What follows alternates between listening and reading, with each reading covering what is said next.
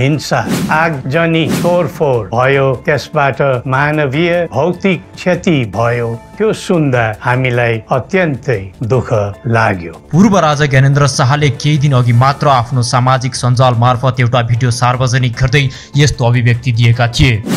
नागरिक स्वतन्त्रता भन्दा ठुलो तन्त्रवाद हुँदैन। यसरी पूर्व राजा ज्ञानेन्द्र शाहको मौनता तोड्ने क्रम जारी छ।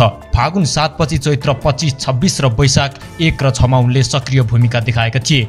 हालै राप्रपाका शीर्ष नेताहरूलाई निर्मल निवासमा बोलाएर आन्दोलनको समीक्षा र समन्वयको प्रयास समेत गरेका छन्। यसै बीचमा राजतन्त्रको चहलपहलबाट डराएको ओली सरकारले शनिबार ओली देउबा र प्रचण्डसँग भेटवार्ता गरेको थियो। वास्तविक प्रजातन्त्र त्यहाँ हुन्छ जहाँ राम्रो नराम्रो जनगुनासो वा गुणगान सुन्ने परम्परा र संस्कार हुन्छ। यसैबीच राप्रपाले आज अर्थात् आइतबार पूर्व स्वघोषित कार्यक्रम अन्तर्गत प्रदर्शन गरेको थियो। प्रदर्शनमा हिंसात्मक घटना नहोस् भनेर गृह मन्त्रालयले अत्यन्तै उच्च सुरक्षा संयन्त्र परिचालन गरेको थियो। आइतबार प्रदर्शन हुने भएपछि शुक्रबार राप्रपाका 7 जना नेतासँग लन्च वार्ता गरेका पूर्व राजा शाहले जुनसुकै आन्दोलन पनि शान्तिपूर्ण हुनुपर्छ, प्रहरीलाई ढुङ्गा नहान्नु बरु गुलाफको फूल दिनु, प्रहरी आफ्ना दाजुभाइ हुन्, मान्छे मारेर आएको व्यवस्था कहिले पनि ठिक हुँदैन भनेर सम्झाएको स्रोतले बताएको छ। तथापि आन्दोलन सुरु भए लगत्तै राष्ट्रिय प्रजातन्त्र पार्टीका सांसदहरूले सिंहदरबार स्थित संसदीय दलको कार्यालयमा आफूलाई थुनेको गुनासो गरेका थिए। बानेश्वरमा निषेधित क्षेत्र तोड्ने विषयमा छलफल भइरहेको बेला सुरक्षाकर्मीको कमान्डमा बाहिर जान रोकिएको राप्रपा प्रमुख सचेतक ज्ञानेन्द्र शाहीले बताएका थिए। उनले आफूलाई जबरजस्ती बन्धक बनाएको पनि आरोप लगाएका थिए। आरोप लगाए लगत्तै राप्रपा अध्यक्ष राजेन्द्र लिङदेन सहितका सांसदलाई सिंहदरबार भित्रैबाट प्रहरीले पक्राउ गरेको थियो। लिङदेन, उपाध्यक्ष बुद्धिमान तामाङ र प्रवक्ता ज्ञानेन्द्र शाहीलाई काठमाडौँ प्रहरी परिसरमा राखिएको छ। घटनापछि राप्रपाले आकस्मिक बैठक समेत बोलाएको छ। यो प्रदर्शनपछि अब देशको राजनीतिक माहौल कतातर्फ जाने हो? तपाईलाई के लाग्छ? आफ्नो विचार कमेन्टमा लेख्नुहोला। आउनुहोस् सुनौ केही समय अघि पूर्व राजा ज्ञानेन्द्र शाहले दिएको यो अभिव्यक्ति। नेपाली जनतामा देश र भविष्यलाई लिएर जुन खालको जागरुकता पैदा भएको छ त्यसलाई हामीले सकारात्मक रूपमा लिएका छौँ। वास्तवमा नेपाली जनतामा रहेको देशभक्तिपूर्ण भावना विश्वमै अनुकरणीय र अनुसरणीय छ। देशलाई विद्यमान जटिलताबाट मुक्त गराई शान्त, स्थिर र समृद्ध मुलुक बनाउने जागरुकता जुन पैदा भएको छ, नयाँ वर्ष 2082 मा नेपाली जनताको चाहना अनुसारको परिणाम हासिल हुने विश्वास थपिएको छ।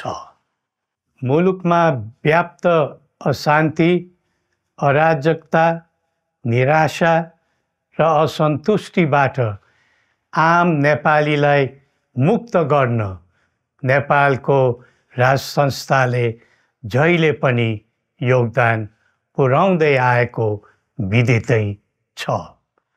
राष्ट्रियता र प्रजातन्त्रलाई मूल कार्य मान्दै जनभावना बमोजिम चल्ने बहुदलीय प्रजातन्त्र र संवैधानिक राज संस्थाको परम्परामा हाम्रो मान्यता रही आएको छ। वर्तमानमा बदलिदो जनचाहनाको पनि कदर गरी राज्य शक्तिको स्रोत जनता नै हुन् भन्ने मन्जुरी सदैव स्थापित हुनु पर्दछ। राष्ट्र निर्माता श्री 5 बरामहाराज धीराजको दिव्य उपदेशलाई नै अबको राज्य सत्ताको मूल मन्त्र सोच्नुमा के होला? सन्तुलित कूटनैतिक सम्बन्ध र आत्मनिर्भर नेपालको परिकल्पना नै पृथ्वी पथको मूल सार हो। यही नै राजनीतिको मूलधार हुनु पर्ने हो।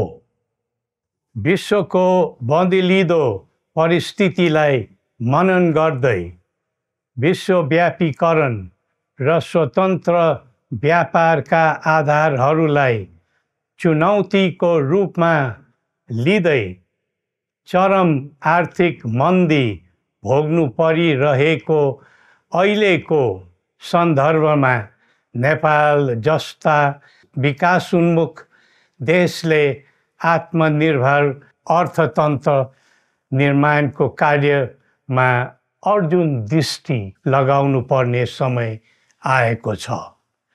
स्वदेशी स्रोत साधनको प्रयोगले स्वदेशमै उत्पादन गरी स्वदेशमै खपत गर्दै आन्तरिक अर्थतन्त्रको चक्रभित्रबाटै मुलुकको समग्र अर्थतन्त्र आत्मनिर्भर र चलायमान गराउनु पर्ने विश्व परिवेश निर्माण हुँदैछ भन्ने सङ्केतहरू देखा परिरहेका छन्। विश्वकै उत्कृष्ट यो भूमिमा बाँच्न समेत गाह्रो हुने स्थिति पैदा भएपछि बढ्दो युवा पलायनलाई रोकी युवा शक्तिको श्रम र सिपलाई स्वदेशमै उच्च उपयोग गर्नुपर्दछ। युवा स्वरोजगारको निम्ति अवसरहरूको खोजी गरी नेपालमै आय आर्जन गर्न सक्ने वातावरण तयार गर्नुपर्ने आजको पहिलो आवश्यकता बनेको छ। सबै नेपालीको तन, मन र ध्यान त्यसैमा लगाउनु परेको छ। विश्वभरि छरिरहेका नेपालीहरू एकताका सूत्रमा बाँधिन अब ढिला गर्नु हुँदैन। आफ्ना ज्ञान, सिप र सामर्थ्य मात्र होइन, त्यहाँ आर्जेको पुँजी, स्रोत र साधन समेत नेपालमै लगाउनु पर्दछ भन्ने भावना सबैमा जागृत गराउनु परेको छ। प्रकृतिले दिएको स्वर्ग जस्तै सुन्दर हिमवत् खण्ड नेपाल सिँगार्न र विकासको बिकुल फुक्न कसरी लाग्ने र लगाउने स्वदेश फर्क स्वदेश नै स्वर्ग भन्ने अभियान चलाउनु पर्ने आजको आवश्यकता भएको छ।